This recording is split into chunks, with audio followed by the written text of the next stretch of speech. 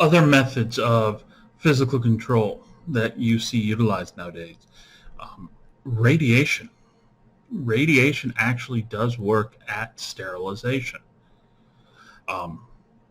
Depending upon which type of radiation, whether using gamma rays, UV, ultraviolet rays, the X-rays, are going to do damage to the cells to the point that they can't repair.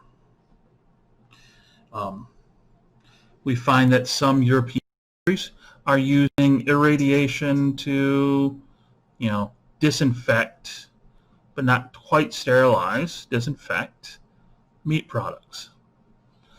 Increase the, shelf stability, increase the shelf life of fresh meats and things like that. By irradiating the meats, depending upon which form of radiation they use, not all of these, different types of radiation can penetrate.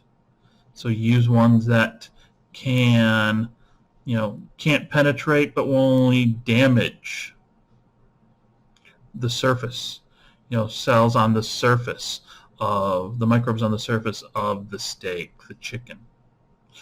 Others types of radiation can penetrate. So you can use these for different types of instruments or to sterilize drugs, liquids. Turns out something like UV radiation.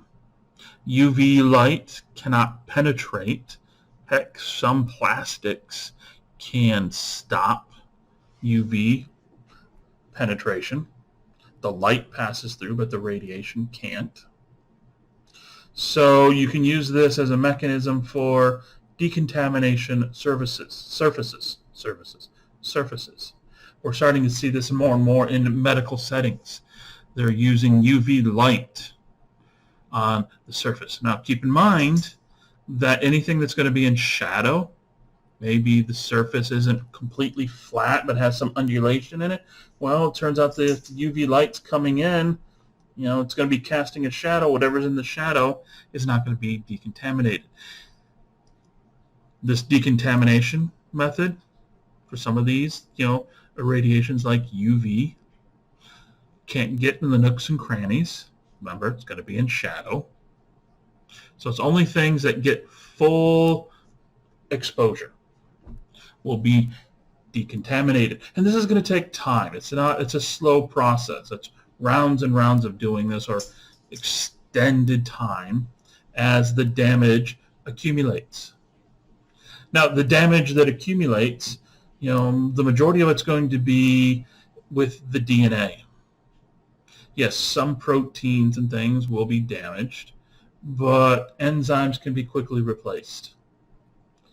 You get enough DNA damage, such as what they refer here, showing here as dimerization. Neighboring nucleotides, instead of being, hydrogen bonding from one strand to the other, like they're showing with the T and the A's, the thymines and the adenines. Bit of UV irradiation, the T's start to bind together. Having this thymine dimer, you get enough of these. What this does is it interferes with, DNA replication. No DNA replication, no binary fission. Get enough of these dimers forming. RNA polymerases, which are going to make the messenger RNA, can't pass through, which means no new proteins. So you get enough of this damage accumulating. Thymine dimers happen all the time, whether it's UV radiation or not. The cells can quickly fix this. But you get enough of them all at once, cells get overwhelmed. Overwhelmed cells die.